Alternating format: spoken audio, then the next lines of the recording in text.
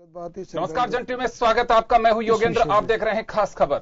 खास खबर में हम बात करेंगे दिल्ली में एमसीडी चुनाव बीजेपी कांग्रेस आम आदमी पार्टी के लिए प्रतिष्ठा का चुनाव है और एक देश की कैपिटल में अगर वहां चुनाव हो रहा है तो उसका अपना एक मैसेज जाता है। लेकिन कांग्रेस के लिए एक चौंकाने वाली और एक झटके देने वाली खबर यह है कि उनके नेता लगातार कांग्रेस से नाता तोड़ते जा रहे हैं। नाराजगी माकन के खिलाफ है लेकिन कांग्रेस से नाता तोड़ रहे हैं। लेकिन दूसरी तरफ यह भी लगता है कि कहीं ऐसा तो नहीं है कि कांग्रेस के नेता भाजपा का दामन थाम रहे हो, क्योंकि बीजेपी उत्तराखंड और उत्तर प्रदेश में ऐसा कर चुकी है कि कई कांग्रेस के दिग्गज नेताओं को अपने पाले में शामिल कर चुकी है। यहां सवाल उठता है कि कहीं बीजेपी की रणनीति का हिस्सा तो नहीं है कि चुनाव से पहले एक बूम लेके आ जाए कि देखिए कांग्रेस और दूसरी पार्टी बीजेपी के सामने नहीं है, उनके नेता भाजपा की शरण में है। तो चलिए हम इसको लेकर के चर्चा करेंगे। और आज जो हम जिस मुद्दे को लेकर के बात कर रहे हैं कि बरखा शुक्ला सिंह जो महिला कांग्रेस के अध्यक्ष हैं, उन्होंने भी कांग्रेस से नाता तोड़ दिया है। उन्होंने रिजाइन सोनिया गांधी को भेजा है। हालांकि उन्होंने बीजेपी ज्वाइन करने के अटकलों पर फिलहाल विराम लगाया है, लेकिन ये साफ कह रही हैं कि राहुल गांधी से वो मिली थी लेकिन राहुल गांधी सुने नहीं और उन्होंने उनके नेतृत्व पर भी सवाल खड़े किए।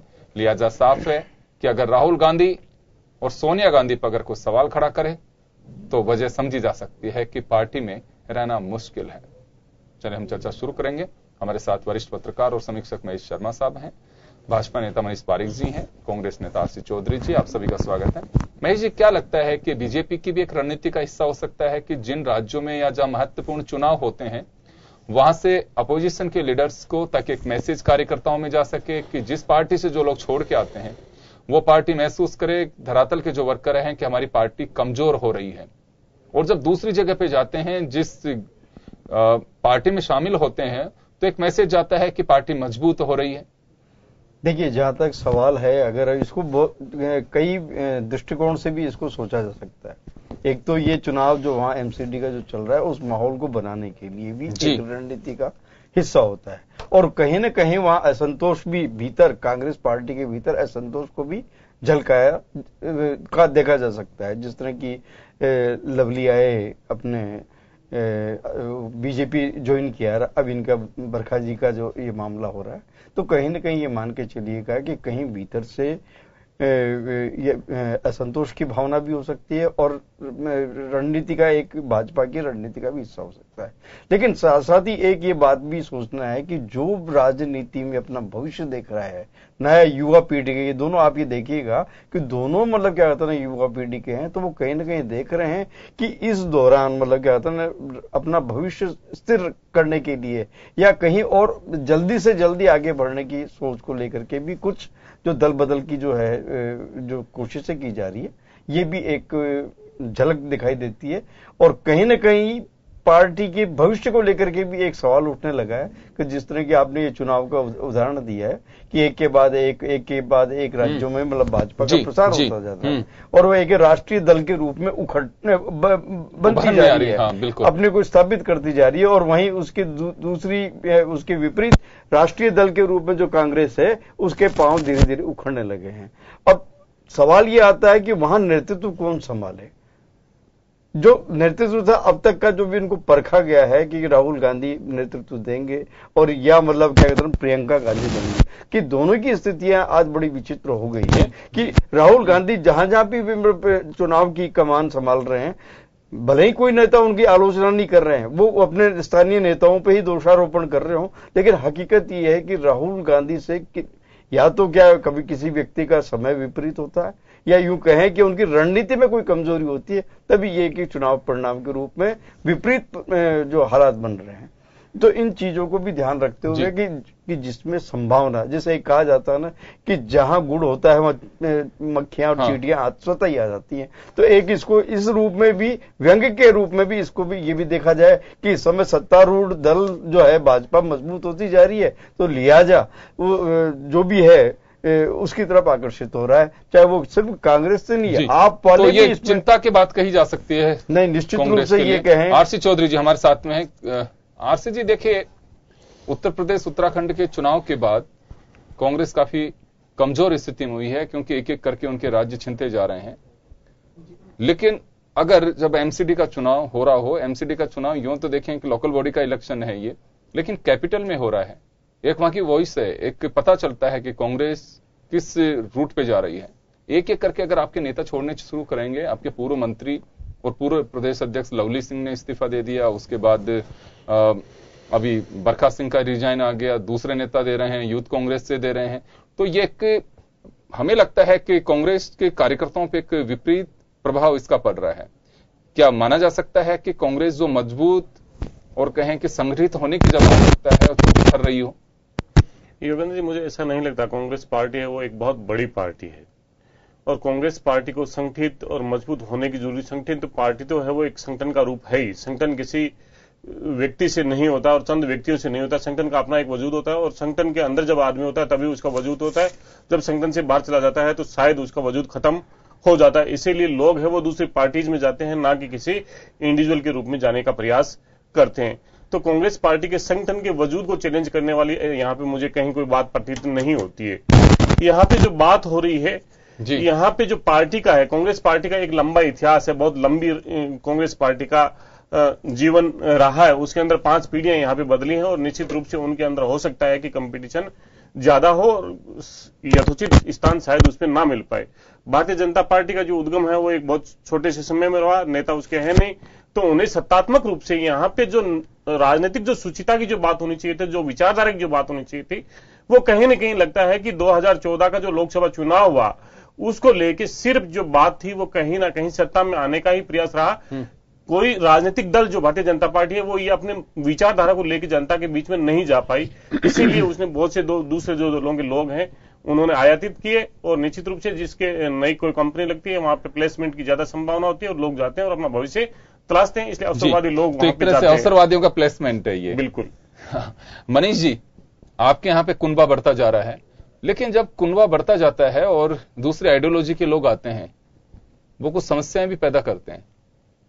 नहीं, बात तो ठीक है योगेंद्र जी, ये एक प्रोसीजर है। मुझे ऐसा लग रहा है विचारधारा का विस्तार का ही ये प्रकल्प है। अभी जो कोई दीनदयाल उपाध्याय की एकात्म मानववाद की बात को मानने को तैयार हो जाते हैं तो वो आते हैं। अब वो मान लो रीता बहुगुणा जोशी जी हैं, वो कांग्रेस पार्टी की प्रदेश अध्यक्ष थी उत्तर प्रदेश में। अब वो मान लीजिए कि कैंप ज्वाइन करेंगी और दीनदयाल जी उपाध्याय की बात को मानेंगी तो उनको मालूम पड़ेगा कि व्यष्टि समष्टि के साथ में परमेष्टि को भी माना जाता है। तो परमात्मा को मानना भी अर्थव्यवस्था में संभव है, ये एकात्म मानववाद वाला ही समझ सकता है। लेकिन अगर आप कांग्रेस में रहेंगे तो वहां मिश्रित अर्थव्यवस्था की बात है, वहां पे परमेष्टि को नहीं माना जाएगा।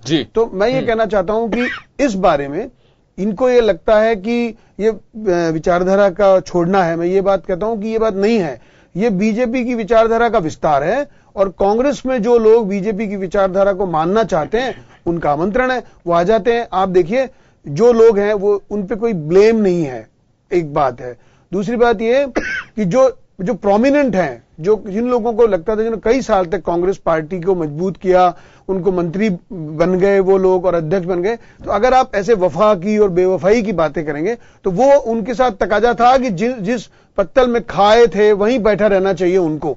लेकिन मैं आपको ये कहता हूं, यहां खाने खिलाने की बात नहीं है। अगर उनको लगता है कि मुझे ये इस विचारधारा में ज्यादा ध्यान आ रहा है, यहां मेरी तवज्जो नहीं हो रही है, और कुछ लोग ऐसे होते हैं पकौड़ों जैसे जिन पर ध्यान न दो तो जल जाते हैं वो, तो ऐसे जो फीलिंग्स वाले लोग हैं वो पार्टी छोड़कर आ रहे हैं। ऐसा नहीं है, जो बरसों तक कांग्रेस की विचारधारा को मजबूत किए थे, जो वहां पे अपना नाम बनाए थे, उनको ये लगा था कि हम लोग इसके नाम से जाने जाएंगे। जब उनको लगता है यह नाम तो है राहुल गांधी जी का, काम करते हैं हम, कोई लाभ हो नहीं रहा है, तो क्यों नहीं विचारधारा प्रवृत्त पार्टी में जाया जाए। चलिए, लेकिन विचारधारा की आपने 2 बातें कही मनीष जी यहाँ पे। तो कहा कि राहुल गांधी का नाम हो रहा है, हमें कोई फायदा नहीं हो रहा।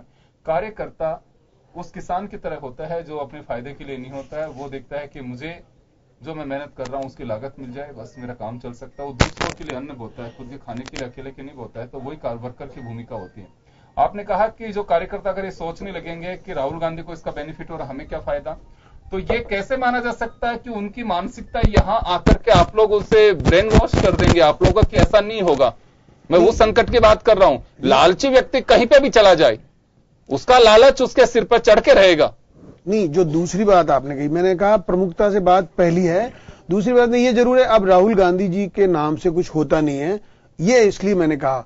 दूसरी बात, भारतीय जनता पार्टी में तो प्रमुखता में अडवाणी जी रहे, अटल जी रहे, उससे पहले भी बहुत वो दौर गया मेरे ख्याल में, अभी भी तो आप देखेंगे मोदी जी हैं, ये भी हैं, तो सब स्टेट्स में उनका अपना काम है। अब उत्तर प्रदेश में योगी जी हैं, राजस्थान में वसुंधरा जी हैं, ऐसी बात नहीं है, और विजय रूपाणी जी वहां पर ऑटोनॉमस हैं गुजरात में। तो ये बात है कि लीडर्स इंपॉर्टेंट नहीं है, इंपॉर्टेंट ये बात है कि विचारधारा बड़ी बात है। जो हमारे नेता हैं वो मोदी जी हैं, मोदी जी ने बीजेपी को उस मुकाम पर पहुंचाया है कि वो उनको देखकर ही यहां आ रहे हैं। इसलिए मैं कहना और मोदी जी क्या चाहते हैं कि आप विचारधारा को सीखो, आप कैंप में बैठो, आप वो ये करें। तो मैं इसलिए कह रहा हूं, जो नेता भाजपा में है वो कभी खुद की प्रशंसा के लिए, खुद की प्रेरणा के लिए, खुद को बचाए रखने के लिए काम नहीं करते दिख रहे हैं, बल्कि वो प्रशिक्षण शिविर लगवा रहे हैं। बिल्कुल, मैं आपकी बात से सहमत हूं। मूल भाजपाई कार्यकर्ता की आप बात कर रहे हो कि कार्यकर्ता जो बीजेपी का है वो कभी भी अपनी अति महत्वाकांक्षाओं को शो नहीं होने देता है, न कभी उसकी अभिव्यक्ति इस तरह की होती है। लेकिन मैं तो उसी खतरे का मैं भांपने की कोशिश कर रहा हूं, जो लालच के वश अगर लोग आ रहे हैं। मैं एक बात महेश जी आपसे जानना चाहूंगा कि मनीष पारिक साहब ताल ठोक के कह रहे हैं कि जो एकात्म मानववाद या पंडित दीनदयाल उपाध्याय के उन आदर्शों को स्वीकार करता है तो हमें कोई आपत्ति नहीं है, ये तो विस्तार का युग है, विस्तार होना चाहिए। मैं भी सहमत हूं इनकी बात से। लेकिन आपको लगता है कि एकात्म मानववाद में विश्वास करने के लिए लोग आ रहे होंगे, या फिर जिस विचारधारा के साथ में बीजेपी को जाना जाता है, राष्ट्रीय स्वयंसेवक संघ की विचारधारा के लिए, उनकी शाखाओं में जाने के लिए लोग आ रहे होंगे? वो अगर जाएंगे भी तो मुझे लगता है विधानसभा चुनाव के आसपास जा सकते हैं। रेगुलर कोई नहीं जाता है कि उनको तृतीय वर्ष से शिक्षित करने के लिए आप उन्हें भेजेंगे कैंप्स में अलग अलग 3 साल तक। तो ये ऐसा तो नहीं बीजेपी का कांग्रेसीकरण हो जाएगा? नहीं, इसमें देखिए दो चीजें। अगर आप ये देखें कि कौन कौन कांग्रेस छोड़ करके भाजपा में शामिल हुए जी, सबसे बड़ा एक उदाहरण बता रहा हूं कि वो कर्नाटक वाले जो कृष्णा जी हैं, बिल्कुल, बहुत उन्हें आप देखिएगा कि मैं जहां तक समझ रहा हूं ये एक स्ट्रेटेजी इसलिए भी है कि जहां जहां जो भी अच्छे जो मेधा शक्तियां हैं या जो बहुत कुछ करने की क्षमता रखते हैं, लेकिन किन्हीं कारणों से वो अपनी क्षमता से दिखा नहीं पाए दूसरे दल में, तो इन चीजों को वो उनको चयनित करके उन लोगों को ले रहे हैं। अब आप ये अरविंद सिंह लवली का अगर आपने देखा होगा कि ये जो पहला टर्म, सेकंड टर्म है ये अरविंद केजरीवाल का, लेकिन फर्स्ट टर्म में देखा होगा कि जिसने अरविंद जो लवली ने वहां की विधानसभा में जो परफॉर्मेंस दिखाई है, उस परफॉर्मेंस को ध्यान में रखते हुए मुझे लगा है कि जो भाजपा है वो चुन चुन के जिसमें कोई दिखता टैलेंट शायद वो अपनी तरफ आकर्षित करके अपने दल को मजबूत कर रही है। और वो बात अलग है कि जो भी दर्शन वगैरह तो सब एक ही होता है। दर्शन में है कि सत्ता में पहुंचना होता है, चाहे वो बीजेपी हो चाहे कांग्रेस हो। विचारधारा की जो बात होती है कहीं न कहीं मतलब क्या कहता है ना, ये राजनीति में, और जब युवा पीढ़ी है तो वो निश्चित रूप से राजनीति भविष्य को अपना। एक बात मैं जानना चाहूंगा मैं महेश जी आपसे यहाँ पे कि जो लोग किसी भी दल में दूसरे में जा रहे हैं, अगर उनको वास्तव में समाज सेवा, पार्टी सेवा करनी है, उनकी अपनी कोई अपेक्षाएं नहीं है, तो किसी पार्टी में काम कर सकते हैं वो। लेकिन ये अगर महत्वाकांक्षाएं हैं तो आपको लगता है कि वो इतने चैन और खुशी के साथ में वहां पे भी ऐसे काम करते रहेंगे कि बिना किसी कंडीशन के नहीं जाएंगे? अगर एक बार के लिए अगर ये कह भी दिया जाए कि चलिए देख लेंगे जब वक्त आएगा, आप चिंता मत करिए, तो एक सामने से भी एक आश्वासन और उसकी अपेक्षाएं और महत्वाकांक्षाएं वो कम नहीं हुई है, वो बढ़ती जा रही हैं। तो वो कहीं ऐसा तो नहीं उस पार्टी के लिए एक खतरा पैदा कर देंगे कि फिर एक कभी वक्त आएगा तो बगावत होगी, फिर एक कहने को ये मिलेगा कि ये तो कांग्रेस से आए थे वापस चले गए? ये वाली जो चीज है ये अवसर में राजनीति अवसरवादी लोगों की बात देखिए कि 19 जब तक वो दल बदल कानून नहीं आया था, लेकिन तब तक मतलब क्या होता था, आप क्या स्थितियां होती थी उस दौरान के उस दोष को दूर करने के लिए वो विधेयक लाया गया, वो दल बदल कर दिया, लेकिन उसमें भी मतलब क्या कहता है लोगों ने उसके बावजूद भी गलियां निकाली थी। तो ये मतलब आप ये मान के चलिए कि राजनीति में जो भी आता है वो कोई अपना मकसद लेके आता है, उस मकसद की पूर्ति जहां नहीं होती किसी दल में तो वो दूसरे की तरफ देखता है। और वो ये मान के चलिएगा कि हमेशा ये कि अगर आपके जिसका अच्छा समय होता है या जो प्रभावशाली नजर आता है, आज एक बात जो राष्ट्रीय स्तर पे अगर देखा जाए कि कौन सा दल उभर के आ रहा है तो ये भाजपा में देखा जा रहा है। तो ये जहां पे भी जो लोग बाग देख रहे हैं, अब आप ये देखिए कि क्या दूसरे अगर दलों पर अगर कंसंट्रेट होते हैं कि आज कांग्रेस की स्थिति जब वो सब उखड़ रही है राष्ट्रीय दल के रूप में, और अगर क्षेत्रीय दलों की भी हम बात करें तो क्षेत्रीय दलों की स्थिति क्या है? कौन आज नीतीश के साथ जुड़ने की कोशिश कर रहा है, क्योंकि जो जदयू है उसका व्यापक असर नहीं है पूरे देश में। वो यूपी में, वो बिहार में और थोड़ा यूपी के अंदर उसका है। उसी तरह राजद का ले लें तो वो सिर्फ बिहार तक सीमित है। इसी तरह से डीएमके, एडीएमके, एआईडीएमके जो जितने भी दल है, शिवसेना वगैरह, तो सारे दलों एक सीमित दायरे में है। तो ऐसी सूरत में कोई भी व्यक्ति और मतलब समय के जो तकाजा जैसा आ रहा है उसमें ये कोशिश ही करता है कि हम ऐसे स्ट्रॉन्ग दल में। एक बार वापस मैं आऊंगा। आरसी चौधरी साहब, एक बात महेश जी ने कही और जो इंगित भी होती है कि जहां पे टैलेंट दिख रहा है बीजेपी को जिन राज्यों में, और मेरा ही मानना है कि टैलेंट के साथ साथ जहां पे कमिंग डेज में इलेक्शन होने वाला है, असेंबली का या इंपॉर्टेंट कोई चुनाव होने वाला है, वहां नेताओं को चिन्हित किया जा रहा है कि देखा जा रहा है कि उनकी परफॉर्मेंस ठीक है, ये चर्चित हो सकते हैं, इससे पार्टी को बेनिफिट मिल रहा है। उन लोगों को बीजेपी के खेमे में मिलाने की कोशिश की जा रही है, चाहे आपकी रीता बहुगुणा जोशी हो, चाहे एम कृष्णा हो, या फिर आपके लवली सिंह हो, या फिर दूसरे लोग हों। कई जगह इस तरह के उदाहरण मैं आपको बता सकता हूं। तो ये दो बातें हैं इसमें। बीजेपी अपनी मजबूती का मैसेज भी देना चाहती है और कांग्रेस के बिखराव और कमजोर करने की एक स्थिति भी पैदा करना चाहती है। इससे सावधान कैसे रहेंगे आप? योगेंद्र जी, निश्चित रूप से आपकी बात से मैं बिल्कुल सहमत हूं। भारतीय जनता पार्टी अपने आप को एक राष्ट्र का बहुत बड़ा संगठन होने का दावा करती है और कहती है कि हमारे इतने लोग हैं, वो रजिस्टर्ड हमारे कार्यकर्ता हैं, पदाधिकारी हैं। तो बड़े पार्टी का, बड़े दल का दम भरने वाले लोगों के पास में